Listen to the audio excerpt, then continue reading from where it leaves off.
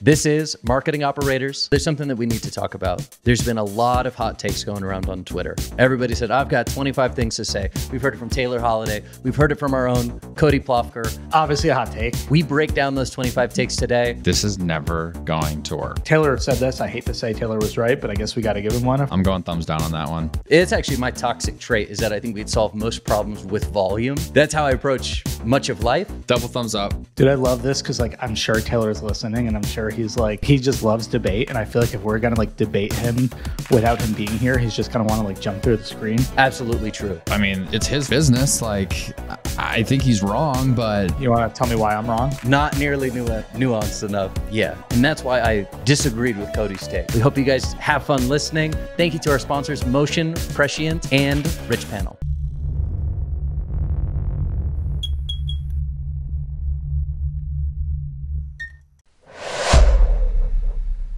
When we talk about our premium sponsor Motion, we talk about adding analytical rigor to your creative strategy. We say Jones Road uses it, Hexclad uses it, Ridge uses it, True Classic uses it, but why? Why are all these 9-figure brands using Motion? And as a head of growth or marketing leader, you're constantly looking for ways to make your team more effective, improve processes, and make better decisions faster.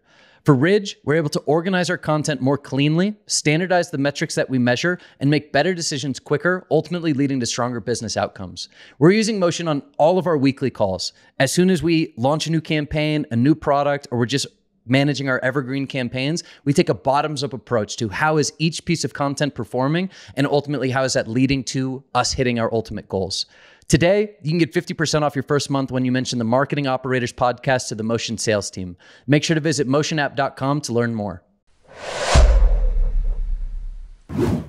All right, episode 16. We're recording. It's July 8th. How was your guys' 4th of July weekends, both from a e-commerce commercial standpoint and a leisure fun perspective? Yeah, performance was good. Yeah, I think people were checked out all week because we usually see a big drop off going from Sunday to Monday, and it wasn't that big. So, and it hasn't been that big today either. But last week specifically, we didn't see much of a drop off. So yeah, performance has been good. I was out. I fully checked out for 4 or 5 days, which was great. Went backpacking, so no phone. Sick. Just 2 nights, 3 days, and we were out in Oregon. Never been out there, so it was cool to see a new landscape in the PNW. But yeah, definitely coming back feeling refreshed after some needed time away. But I missed you guys. I missed recording the Operators pod. Yeah. We're going. It's been almost 2 weeks since we last recorded. It sounds like you got some good rest and relaxation though. Recharging in the wilderness to just crush direct-to-consumer marketing this week. That's a good combo. Recharging. I mean, it was a 30-mile trip, so it wasn't necessarily restful, but definitely recharged coming out of it, and restful after. Slept a lot coming out of it. Nice. Cody, what about you? Sales have been slow. It's been it's that dog days of summer, June into July is slow. June was we were pretty good with, pretty happy, but to start this month, it's been really slow. And that's how I'm feeling too, because just been filling my body with hot dogs all weekend, and there's just not a worse food you can put in you for performance. I just feel like it's putting diesel in your body, so I'm trying to flush it out of me. But yeah, no, it was a lot of fun. A lot of hot dogs.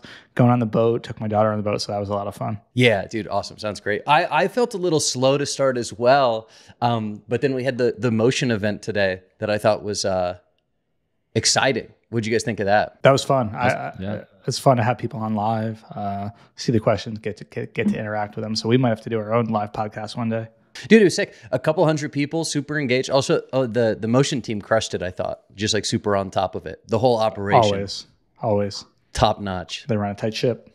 And just getting the insight into how you use those tools. I mean, I think that's what sets a lot of these tech companies apart nowadays is incredible CS folks that really empower their brands to use the tool for all it's worth. And it was sort of on that vein of here's how we use the tool every single day. So I'm hoping those people can kind of take some of those visualizations we shared and bring it into their businesses and use it to make decisions. Yeah, awesome. And so before we get moving forward, the other thing I had on the docket here was, Cody, I heard you had a hip MRI. How you feeling? Yeah, dude, I actually just got to ran to the appointment today. It's the good news is I know what's wrong with it. It's been about 10 years. It's torn labrum, hip impingement, so bone spurs, Cartilage is also messed up. And then when I was expecting benign tumor on the hip. So Oh, wow. lot going on. So yeah, You hit the likely trifecta. the surgery. But yeah, now I used to so I played golf in college, and then I used to squat like really heavy, about 5-6 days a week.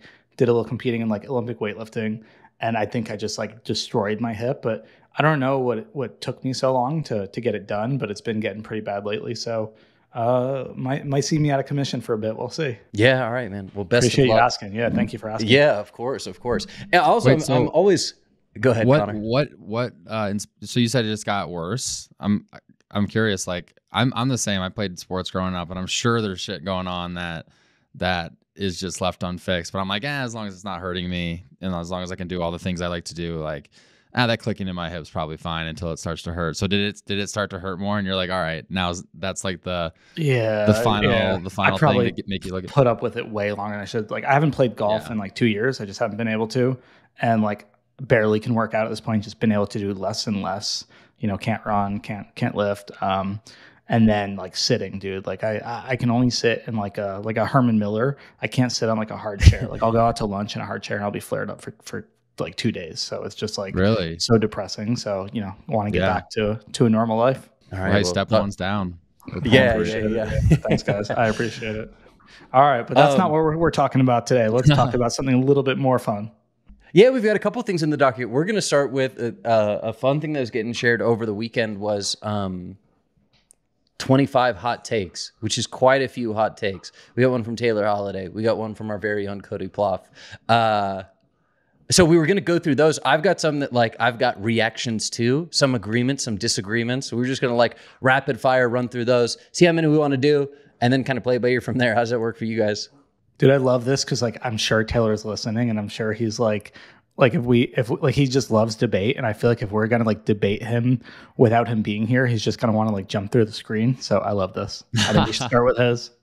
You want to start with his? All right, let me get him pulled up here, and we'll go one by one.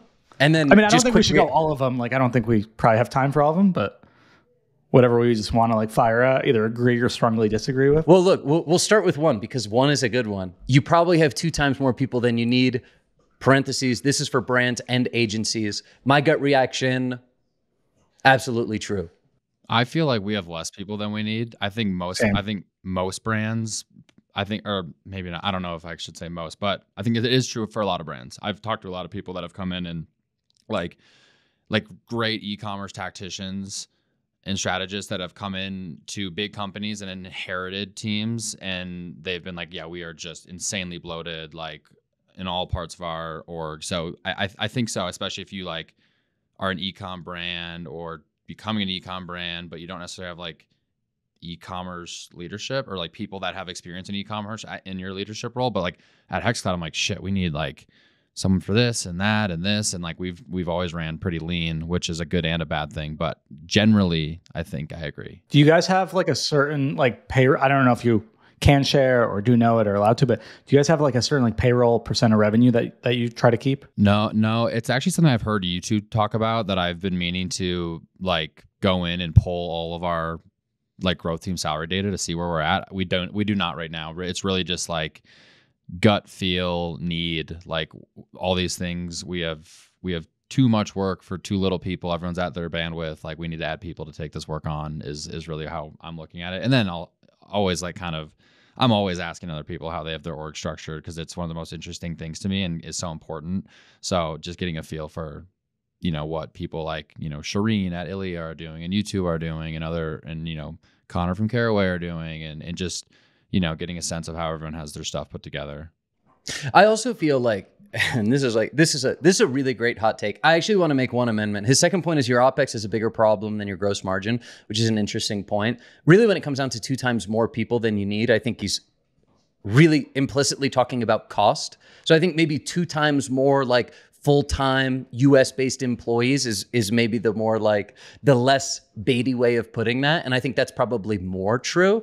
And then the second thing that I would say is like, it's just really tricky. Like the demands of at least our ecom business have changed so much over the last couple of years. We went from being very growth oriented, where we had very few product launches. We were really about scaling through performance marketing across a bunch of channels, to now we are launching far more products than we ever have. And that stack of people is just completely different. There's more inventory planning.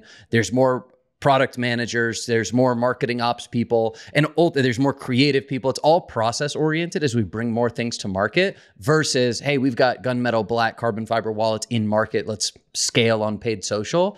So I feel like really balancing headcount or OpEx generally has been really tricky the last couple of years as like e-commerce brands basically reprioritize what they want to be focusing on. So that's at least how we've seen it. I'll sometimes feel, oh, we're super like in that sense, like we don't have 2 times more people in order to be the business we need to be today from a operation standpoint, but we might be overstaffed in certain areas and we just need to like reorient based on current market.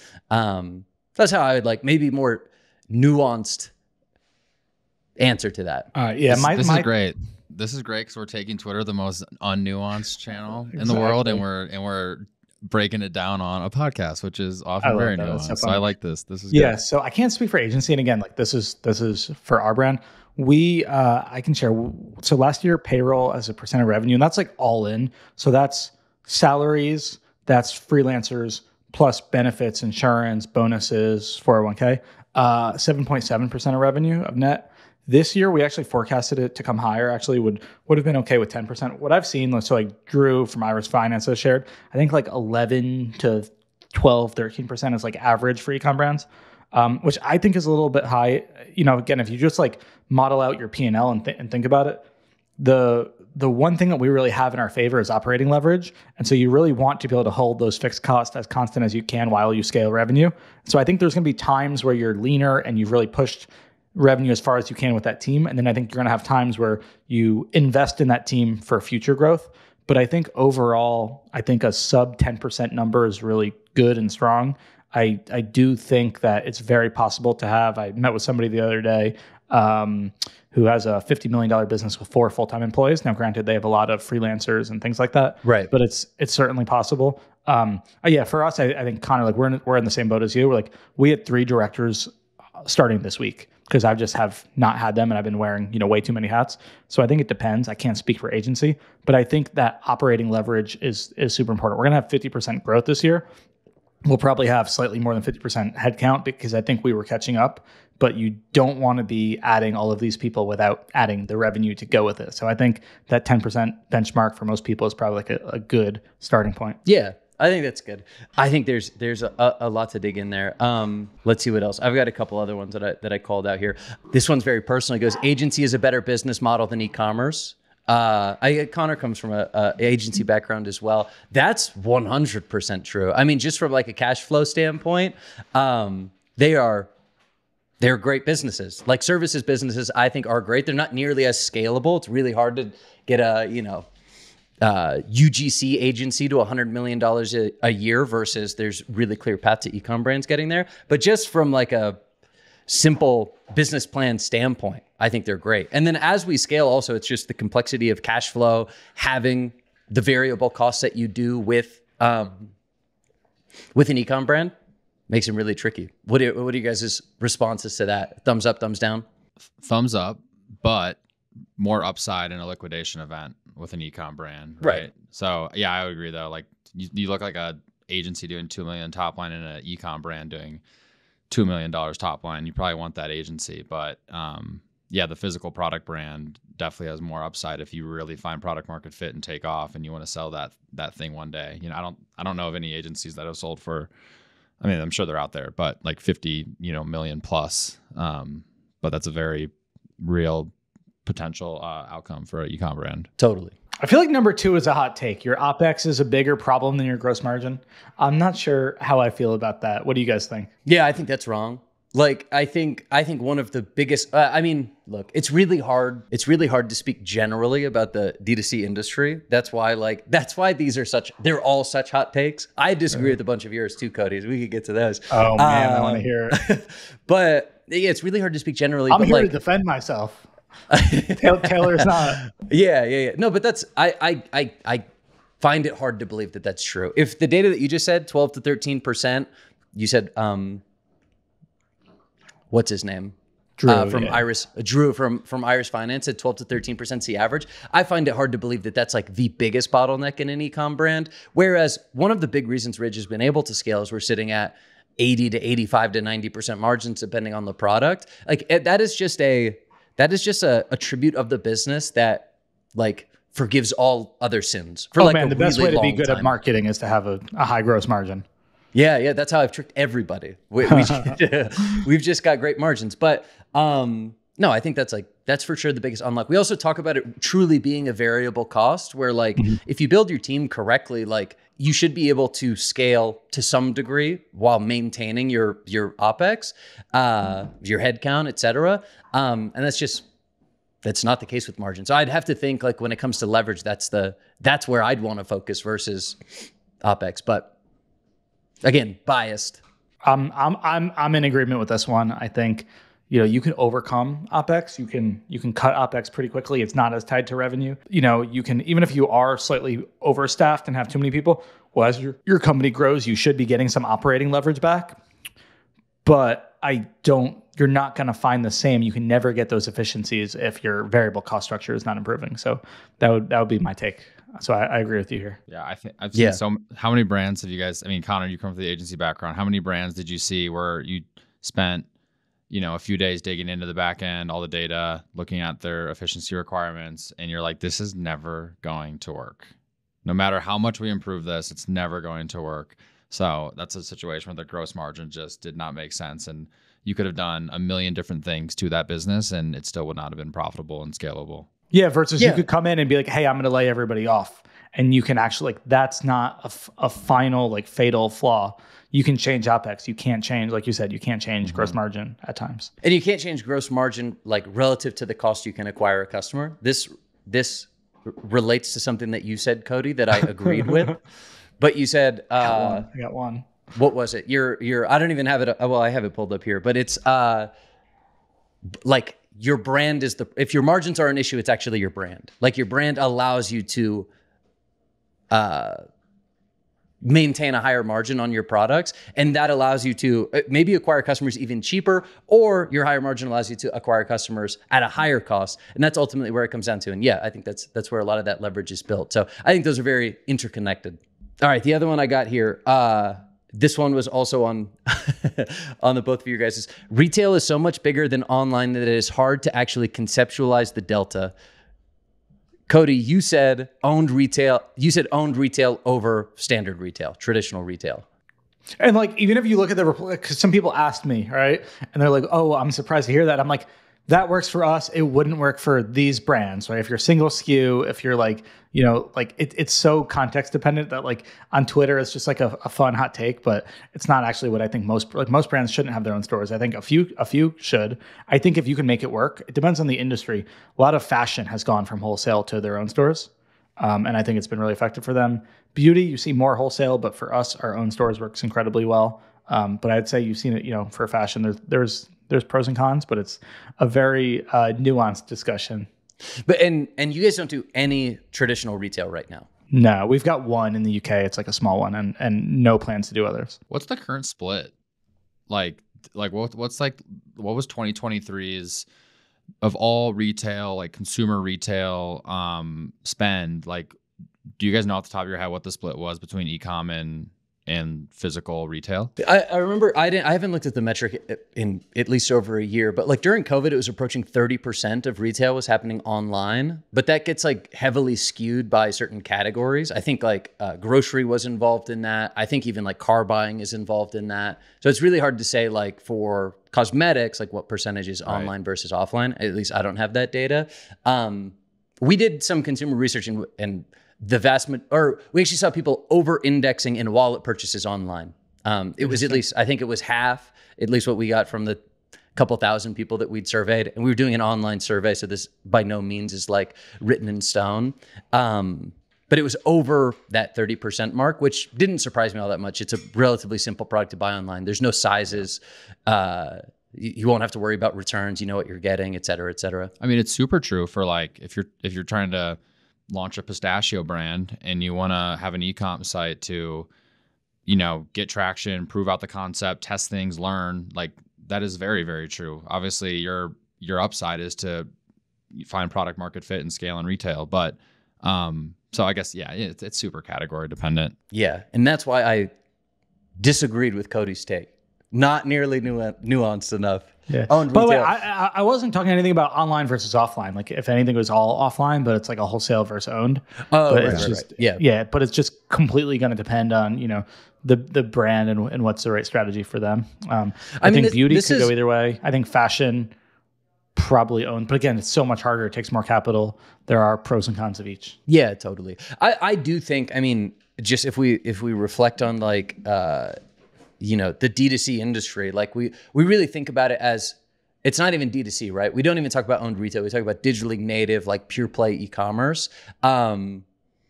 That's completely flipped. I think like all brands are really, if you can get into retail, try to. Jones Road is probably an exception to that rule, like no doubt. Hexclad, like the initial business was built largely in Costco and retail, and then you guys capitalize online, and I'm sure you can expand further here. Ridge, our biggest growth opportunity is in retail. We've always been in like Nordstrom's, and we've been in Scheels for a couple of years, but we launched in Best Buy in October, and it's like, that's our fastest growing channel. There are a lot of people spending money in physical stores. As a percentage? And I think that's just how, as a percentage, yeah. Yeah, when I look for beauty, it's like, it's sub 10%. It's very small of online versus not. So yeah, it's Taylor said this. I hate to say Taylor was right, but I guess we got to give him one if we're gonna, you know, come at some of his other takes. He did say, and I totally agree with this one, that like e-com is such a small part of overall retail commerce that is just like kind of like peanuts compared to like the bigger picture. So totally agree with that. But Cody, I'm with your comment. I, at least as I read that and I apply it to Hexcloud right now, I think I agree with it. We obviously have a big retail business in Costco, but the question is, should we expand that? Like, should we go try to sell in a Williams-Sonoma or these other stores? I would prefer to have our own retail and use it as a brand building channel, as well as a sales channel. So I think I agree with it. And I don't know yet. We have absolutely not made any decisions there, but at least me personally, that's kind of where I lean with where we're currently at in our split. Cool. The last one that I had from Taylor Holiday, which I also thought I disagreed with, but there was a nice common thread, which I think we use as a jumping off point. He goes, your company would make more money if your highest paid marketing team member was a video editor. Thumbs up, thumbs down from you guys. I actually replied about this one. He was like, oh, which ones do you disagree with? And that was one. That was one I called out. My opinion is creative strategist, yes. Content producer, something like that, 100%. Just an editor, there's only so much you can do with existing footage. So I think if you're ideating net new ideas, things like that, sure. Like I know, you know, you guys wanted to or Jillian, you did, but like pay somebody $1 million to be a creator. Like I totally see the value in that if like creative is everything, like we've said. But to me, it's less on the editing and it's more of the concepting. Yep, agreed. Who's giving that editor direction? No one. I mean, what are they going to edit? What do they know? How do they, you know what I mean? Yeah. Like you give them a brief though, and you give them like a sequence and then let them do their magic. Like that's where the magic comes from. So yeah, I'm going thumbs down on that one. What I like about this take, I think one of the highest leverage things we ever did, or I think about a period of time where we like hit a bit of an inflection point, was we looked at our existing assets and we said like, what are net new things we could create from this? Which is like, of course, like there's a strategy layer to that, but it is largely a video editing task. And you could argue a video editor could maybe make something cool out of that content, especially if they're the highest paid member on your marketing team. You'd hope that they could kind of apply some strategy as well. But I can understand the idea that for many brands, one of the most effective things you could possibly do is not create any more content, just edit with your existing assets. And there's a ton of value to create there. We went through that inflection point. This was 2021, where we just focused on editing. We brought on a creative strategist, and for months we like hardly created any net new content. We were just iterating on and creating net new assets from our existing bank of content. And it was highly valuable. And I also think it's a great way to kind of cut your teeth from a creative strategy standpoint. You have such constraints at that point that it kind of, I think it can breed creativity. So I think that's also like kind of the implicit point being made there. And I totally agree with that. Definitely. I think raw content is highly underutilized. I know that's the case at Hexclad. I'm sure it's the case at many other brands. You already said it was the case.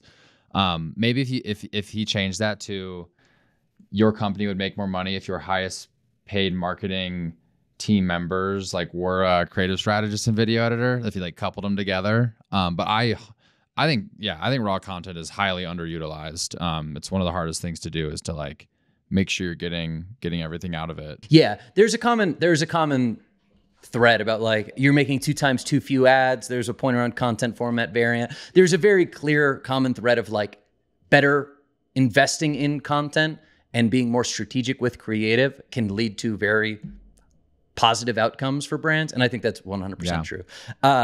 Are you saying common thread on purpose? I was going to say Taylor. No, said it like 3 times. Wait, can we can we do that one though? You are making 10x too few ads. Can we? Yeah. I'm a thumbs down on that. I think you're making 10x.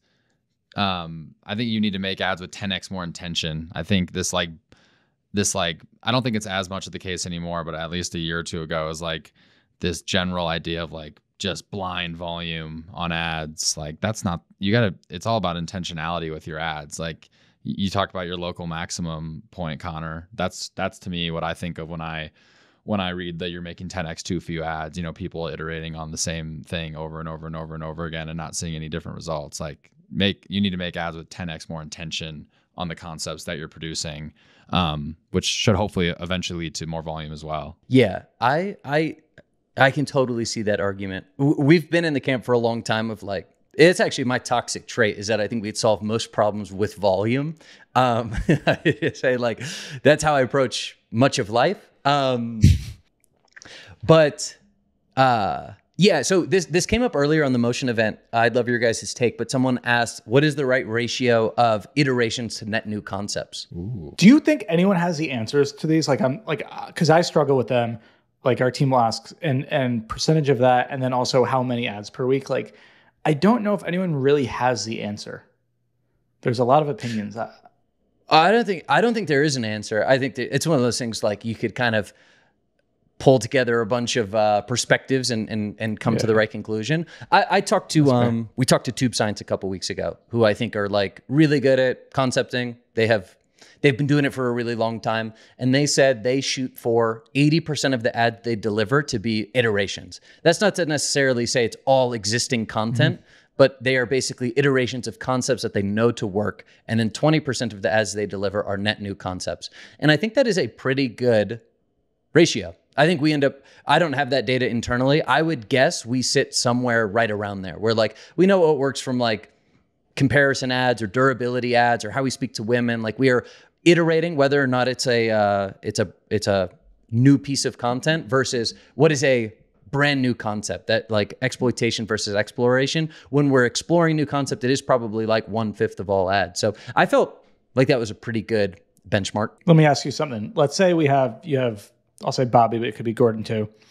So we have Bobby talk about tips for pro aging, right? And pro aging is like the opposite of anti-aging. He talks about that, and then it works well. And then you shoot a new video with her, and it has the same theme, but delivered very differently. But it's shot again, no edits, same central theme, but it feels like it's a different ad. Is that an iteration or is that new? If it feels really different, I'd probably put it in the net new bucket. Okay. This isn't a hard science. This is pretty soft science here. Categorizing. I feel like our team, personally, like the whole thing about like creative diversity and like similar ads really being interpreted as the same ad in Meta's auction.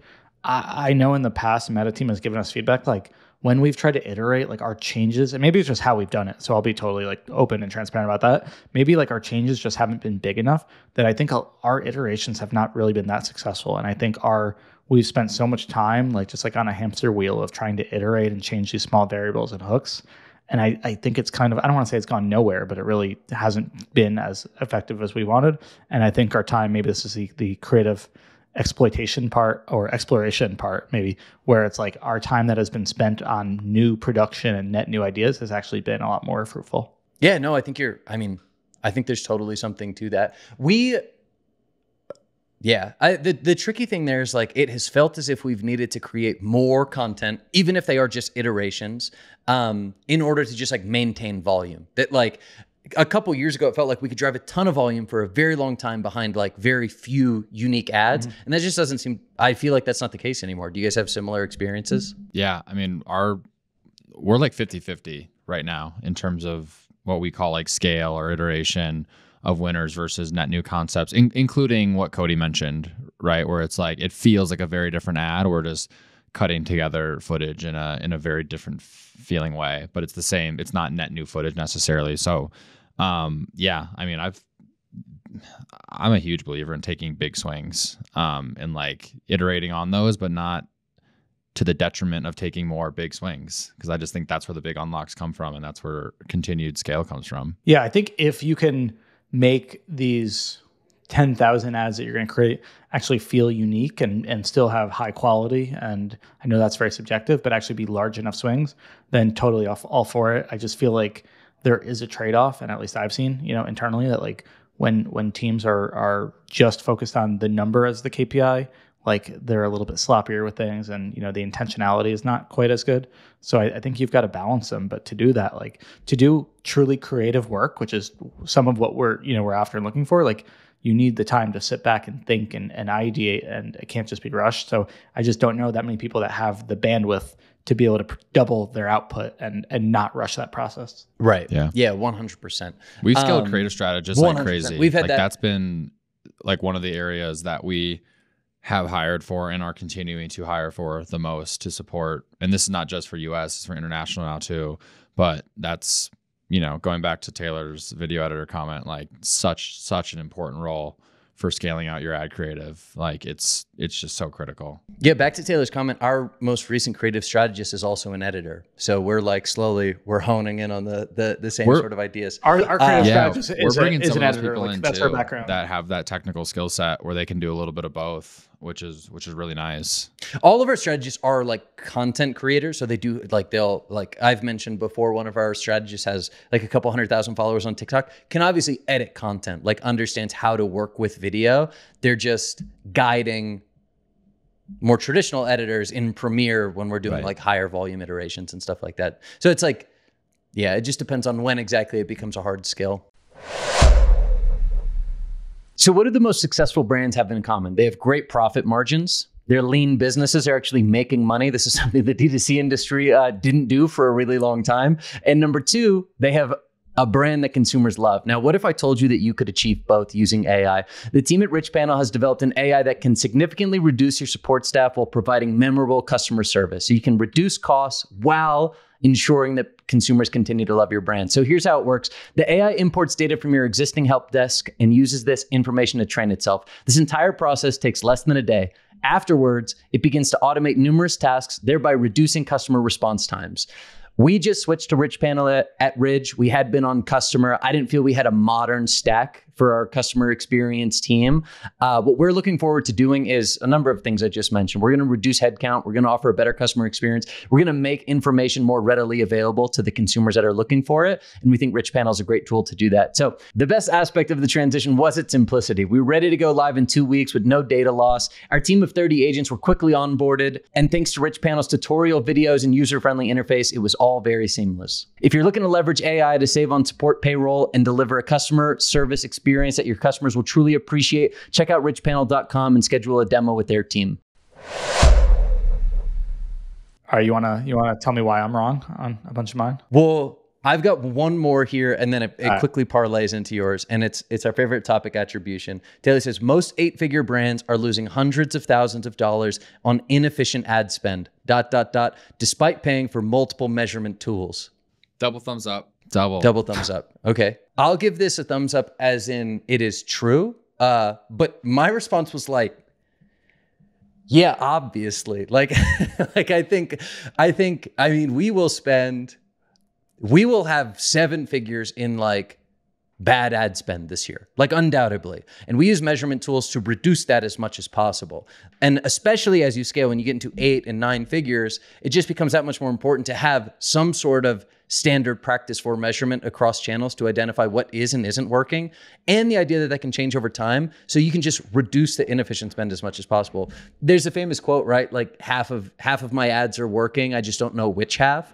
And for D2C brands, like it's still true, despite having all the data that we have access to. It's not half, but it's maybe 10% or 8%, especially as you start trying to diversify channels, you start getting into new placements. If you just look at testing budgets, you're going to waste 6 figures or 7 figures, right? So I felt like this was like a very mid take. And that was my quick take on it. Is like, of course it's happening. The measurement tools are there to help you identify what isn't working, so you can ultimately reduce that amount of misspend. It's one of the hardest things. Like in spite of having all these tools, it's one of the hardest things to ingest all that data, triangulate between them, and make a really, really good media mix. So yeah, on the other side of that same coin is like what we're finding out with some of our YouTube incrementality testing right now. I'm like, shit, how much do we miss out on from not scaling this channel more aggressively sooner? Like, so you could spin it both ways. So yeah. So that transitions to our first Dun, dun, Cody dun. tweet, or his first hot take: attribution overvalues low funnel and undervalues top of funnel, which is a very similar idea. Simple. Do you want to contextualize this at all, Cody? Yeah. So, I mean, I think in general, attribution is valuable. Like I think attribution, MMM, GeoLift, post-purchase, they all have value, and it's all about triangulating them. But I think, click-based channels, they do tend to give the credit to what's lower in the funnel. So Google brand search, maybe a Meta email, something like that. And then something like a YouTube, like Connor just talked about, there's going to be much lower click-based attribution, but it doesn't mean that it's not driving a lot of incremental, value. And again, this is mainly if you look at like a last click, but I even think if you're looking at in-platform or one-day click, even a first touch, I think you'll find it. Right, the TV ad might have been where somebody first saw you and they would have never heard of you without that, but then they search for your brand and click on that. So that's what I found, at least. For example, YouTube, we can run at a 0.4, 0.5 in platform or on a one-day click in Northbeam, versus Google brand search at an 8x ROAS was actually not incremental at all. Right. So that's what I've seen. It's totally true. It's also one of those where I think it's a really, really solid and true take. I had the same thought. I was like, well, of course. like if people are clicking on the ads and converting, and that is your only form of attribution, if that's the only way you're measuring performance, and like, of course, you're gonna overvalue the mid or bottom of funnel channels, where attribution, and going back to the multiple forms of measurement, is really about like just getting more data and then triangulating as to what is driving revenue where. Because yeah, exactly to your point. If you're just relying on the same goal across all channels, no matter what the placement is, no matter what the content type is, you're just never going to get to anything remotely close to like the true value of each channel. So I felt it was a solid take, but like a little not that hot for me, Mm-hmm. We want hotter takes. Yeah, but you guys are also like, CMOs and head of growth at like 9-figure brands versus I think like, if you're a $50 million, $40 million business, like just kind of getting past that threshold of like where click-based attribution only can bring you. At least for me at that size, it was a little bit eye-opening. And like totally, I remember being at the agency and having these like brand owners who were not digital marketers, being like me, the account manager, the person driving strategy, buying ads, whatever, being like, hey, we need to be spending more on Google. Like, look how much better it is than Facebook. And like, I'm sitting here as like a 26-year-old media buyer, advertiser, marketer, being like, I mean, it's his fucking business. Like, I think he's wrong, but I don't know. I think there's a lot of that going on too, where there's just like a disconnect between the actual marketers and the people who, are the shareholders, the owners of the business. So that's, in that, I think it's a very relevant, probably happens more often than we see it now that we're in-house. But I remember seeing it all the time at agency and trying to explain why that was the case and how they were complementary and the concept of a funnel and all that. And in one year out the other often. Right. But Oh, dude, I remember the first time I met with a YouTube rep and they were like, oh, you should run, Google rep. They're like, you should run YouTube, but you'll probably get like a 1, but you'll see it in brand search. And I was like, I just couldn't stomach that or justify it. I'm like, I'm getting a 3 at this, like way post iOS. I'm like, or pre, I'm getting a 3 or a 4 on Meta. Like, why would I put any, and it probably wasn't the right idea at the time, but even like the concept of it just never made sense to me. I'm like, why would I get a worse return here if like Meta, my Meta retargeting DPA is getting a 4? I'm just going to put my money into that thing, But now it's like, oh, of course, like you've tapped out that, you got to go up funnel. Yeah, totally. I Connor, I totally agree with your point. I joked for a long time. Sean and I, ran the agency together, and I'd always joke about clients saying like, we should scale branded search. And it's like, yeah, you guys are geniuses. Like we're getting a 20x return. Yeah. Like, let's just scale that. Let's make sure more people are searching for the brand. So, yeah, there's a big thing there. It's a good learning lesson. All right, second one. Over 50 million, you should be running reach campaigns on Meta. Very hot take, I would say. all right, so hot take, but I think this comes from a place of very controlled testing that Cody's done. I think, right? Like you've held these out. Like you've held out reach campaigns. We've done 3. Right. Okay, it's 3 of them. Dang. Okay, so you've done it extensively. But if I didn't have House, and everybody should be using House, if I didn't have House, I think I would run it. It wouldn't be a large percent of the budget, but even if you look at like rolling reach and just like what it can do to reach, yeah, I think around, again, it's going to be so context dependent. Depends on the brand, the other channels, things like that. You can just only spend so much on low mid-funnel conversion campaigns. You can spend more on that if you have other sources of top of funnel. If you're like Ridge, like maybe you don't have to do it if you've got Gordon and he's posting and you're on TV, or you've got Ridge and you're paying 6 figures a month to YouTube creators. Like that's your top of funnel. But if you're just like the typical 80% of your budget on Meta, 90% of your budget on Meta, the rest is Google, like you need some type of top of funnel at that point. Yeah, I like it.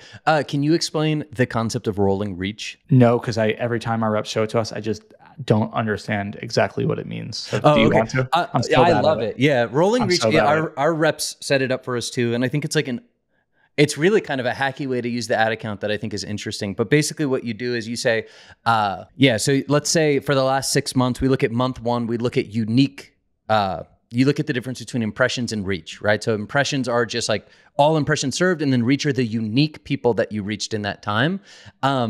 That's a key difference. If your frequency is 2, you'll have 2 times more impressions than people you will have reached.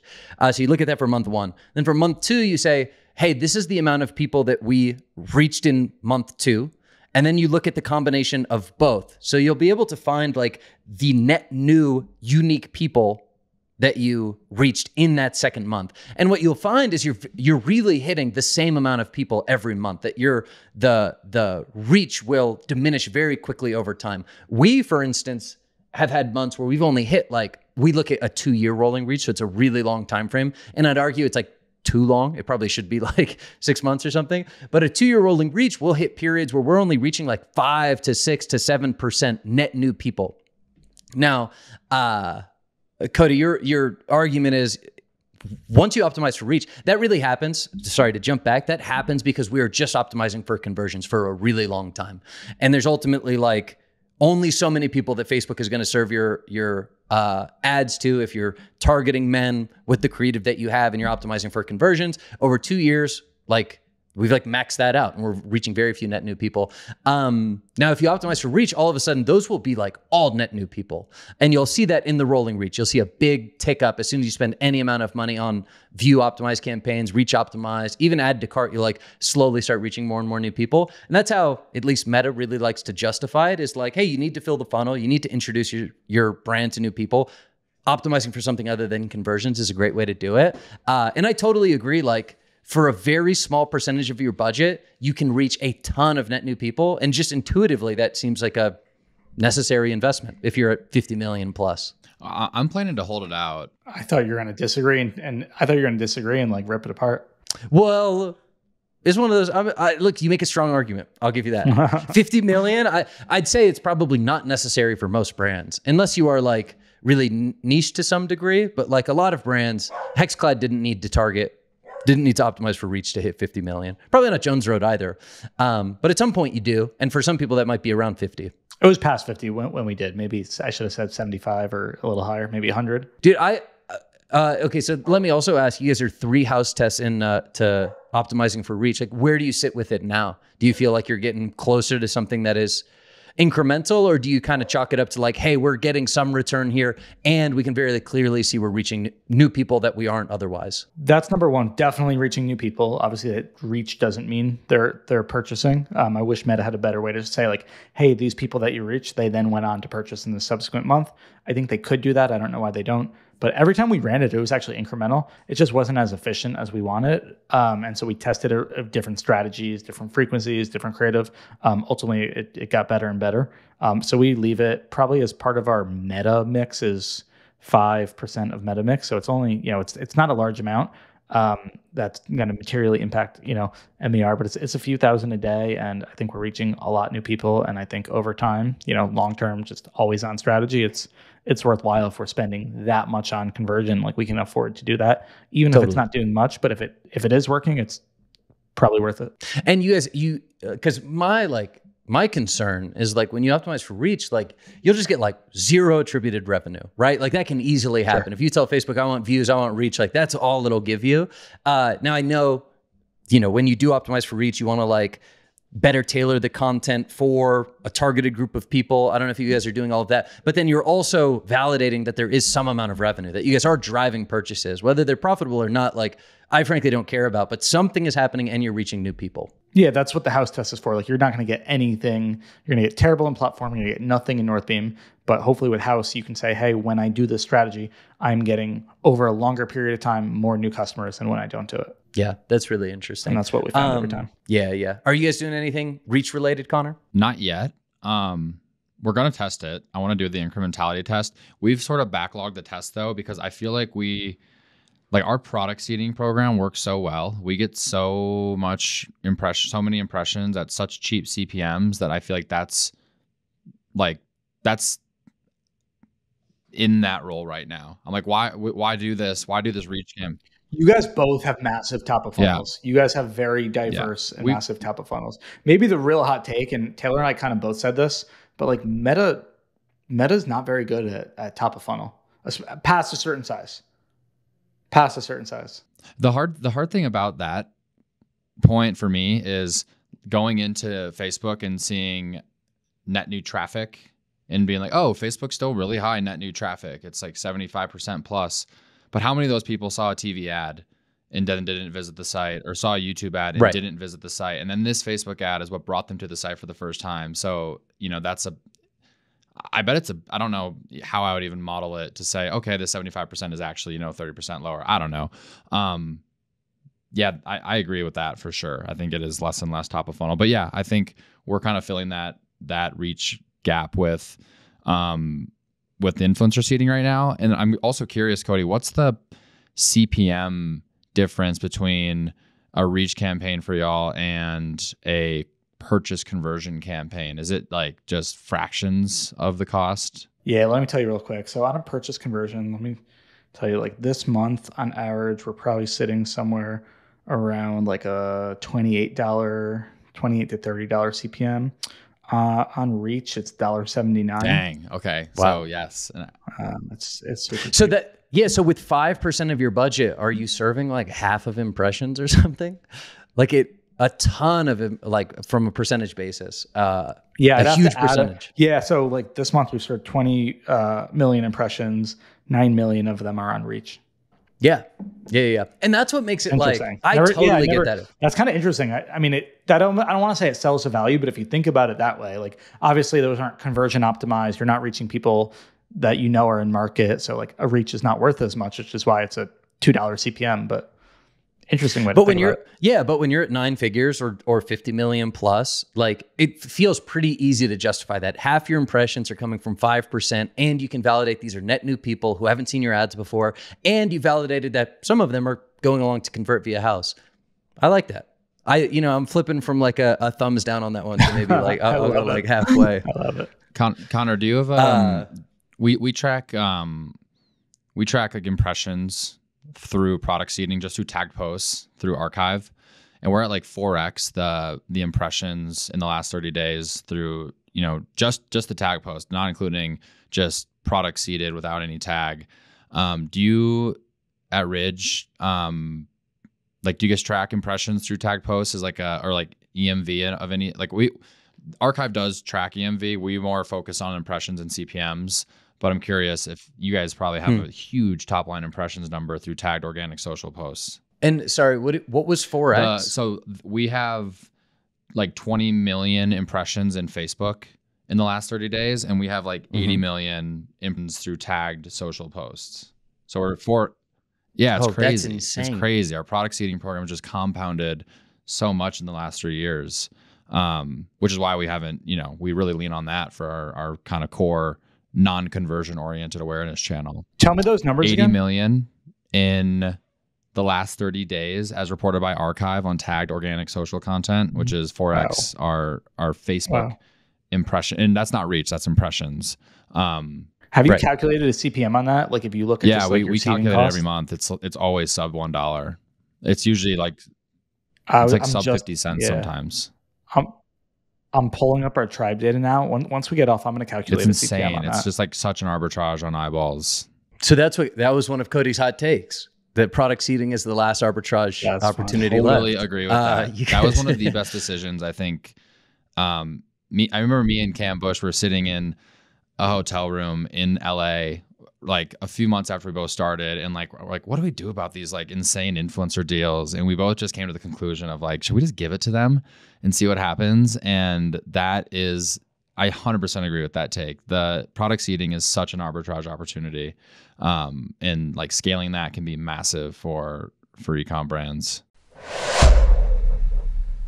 So if you're a CMO, a head of growth, a paid media lead in today's e-commerce ecosystem, you know how hard media mix can be. You know how hard it can be to sift through all the data and make the decision of what percentage of spend you want to put into each channel. So, last click based attribution is great, but they often undervalue view channels. Incrementality holdout testing is great, but that often takes, weeks and months to get that data back. And you might take 4, 5, 6 months to have comparable data across all your channels.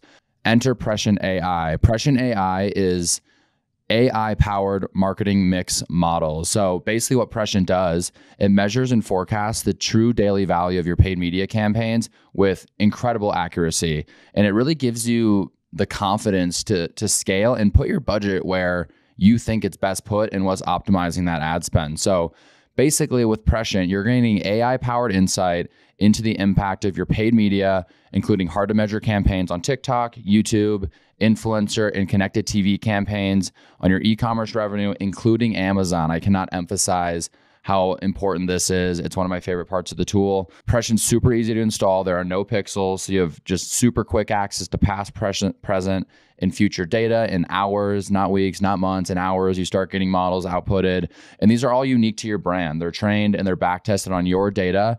And what Prescient does that I have not seen other MMM tools do is that they actually give you optimizations down to the campaign. It's not just how much you should put in Facebook, TikTok, YouTube, but they're actually giving you, saying, hey, this campaign in Facebook is better than this one. You should put more budget here, which is really cool. We use it at Hexclad. It's used by other top brands like Good American, Cozy Earth, Timbuktu, Nude, and dozens more. It's one of the fastest growing e-com, tech, MMM tools in the game right now. So if you want to check them out, book a demo today at prescient-ai.io/operators. That is PRESCIENT-AI.io/operators. Prescient AI, helping brands scale spend confidently with AI-powered marketing mix models. So what's the scale of your guys' product seeding program at this point? Like, do you have any idea how many products you send out a month, or maybe how many you've sent out over the last couple months?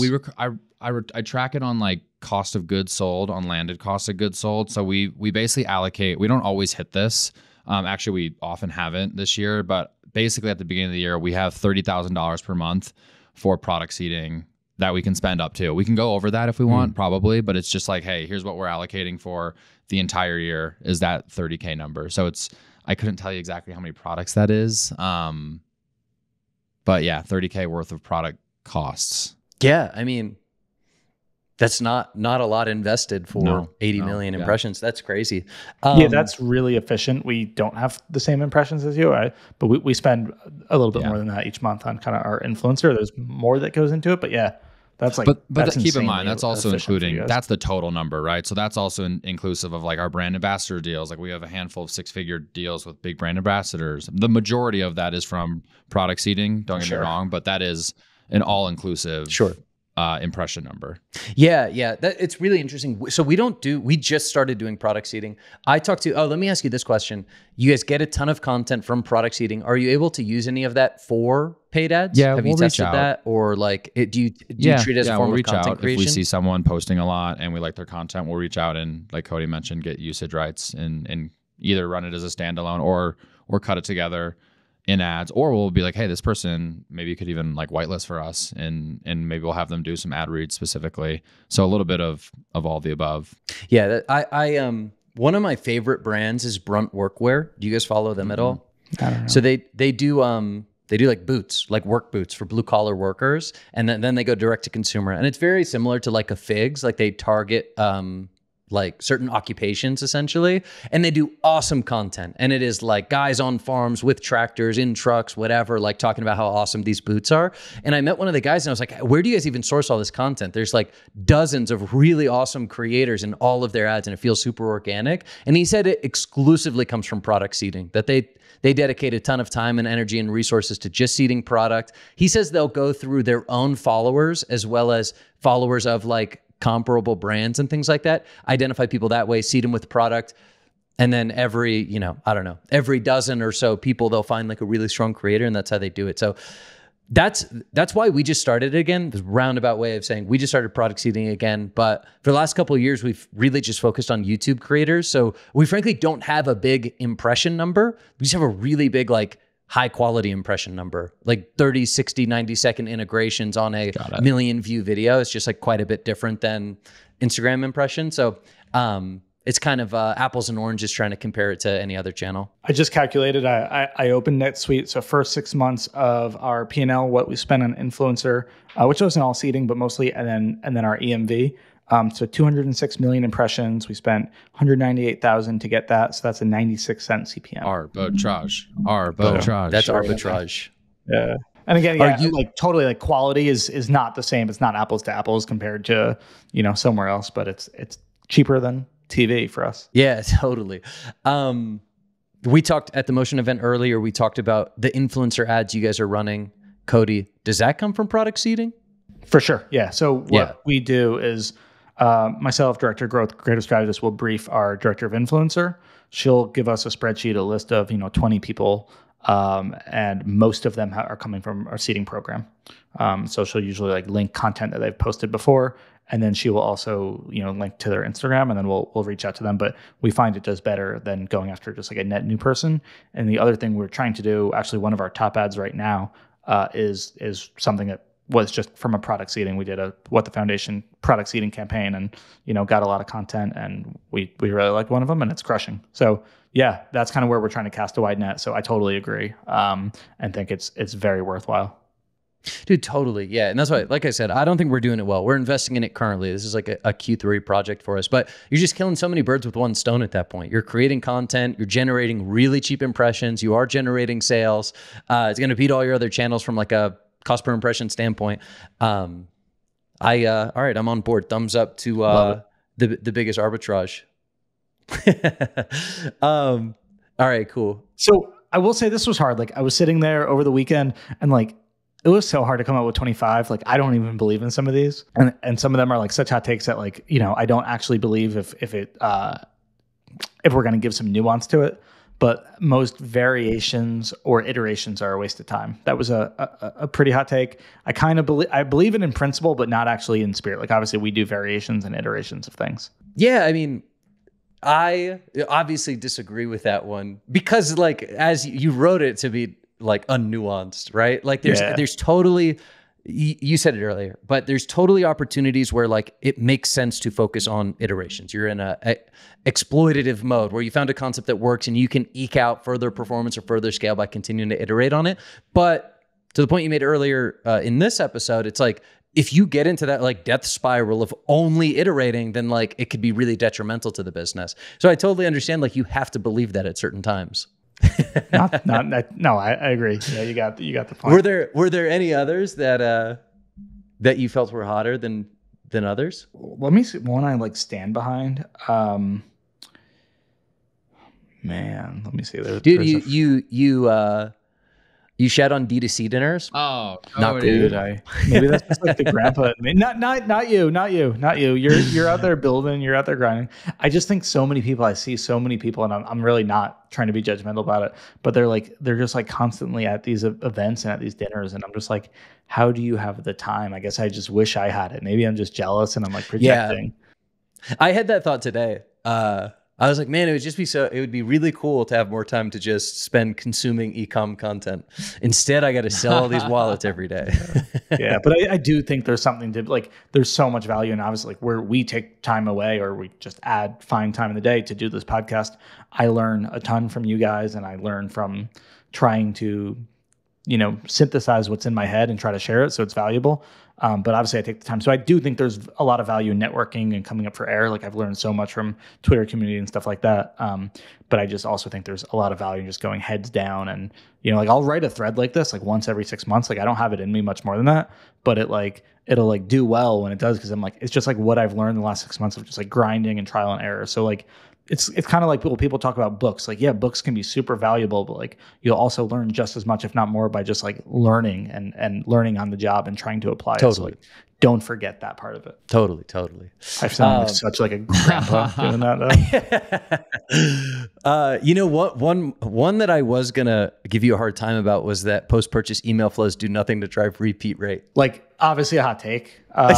We still do them. If you purchase, you're gonna get emails from us. So clearly they do something, and they do, and you can measure incrementality. It's just like, of all of the fact, here's like the nuanced take if we were going to explain it, which is like a fun segment, like explain that tweet and give it nuance.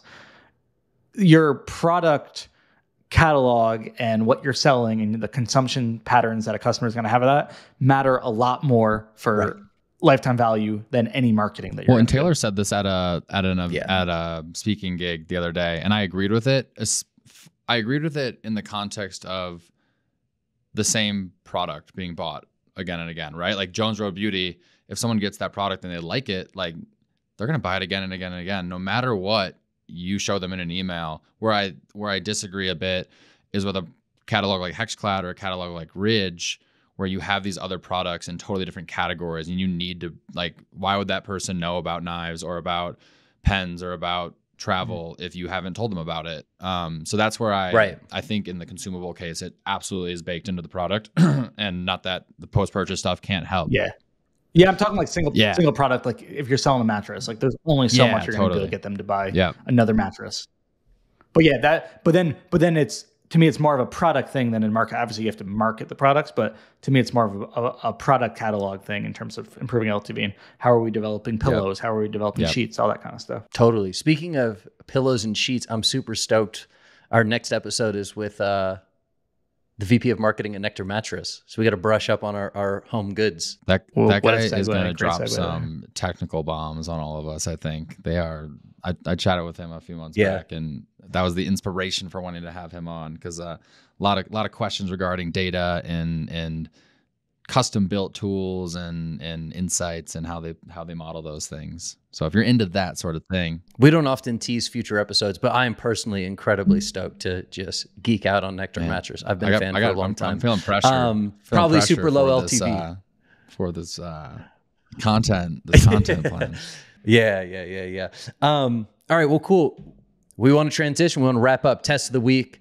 Connor, this is kind of a part 2 of a previous test of the week, as I understand test of the week. This will be quick. I'm following up on the YouTube incrementality test that we ran with House. As a reminder, it was a 2-cell, 50% holdout. Cell A, no exposure to ads. Cell B got about $50K in spend. And just incredibly incremental. Very happy to see those numbers, especially compared to Facebook, which is our highest spending channel. It gives me a ton of confidence in scaling this channel up. Whereas before, like I said in the past episode, there was just too much else happening outside of ads that could convolute the data. in the post-purchase survey, and then just not enough click-based data in the MTA to really confidently scale it up. But yeah, the other thing about this test, it definitely, the CPIA went up as the test went on. That I think that's just a function of spend. We'd only spent about 10 to 15K at the midpoint, and we spent 50K total on the test. And then the delta between .com incrementality and Amazon incrementality also went up, which is just the ratio that we ended at is just insane to me. So we ended at I'm going to do the division here real quick. We ended at a over 3 ratio for incremental Amazon orders to .com orders. So for every .com order incremental, there was about 3.2 incremental Amazon orders, which was just blew my mind. It blew my mind. Yeah, it's crazy. I don't know. I haven't hypothesized or like wrapped my head around why that is. And for context, the ratio for Facebook was much lower. It was well under 2. It was almost 1-to-1, I think, if I remember correctly. So I don't quite know why YouTube is driving much more spillover to Amazon, but it undeniably is, based on these test results. So very, very interesting. Kind of just validates some of the things we were thinking the last 6 months, but it's swung us. I was surprised to the extent that we saw that spill over to Amazon.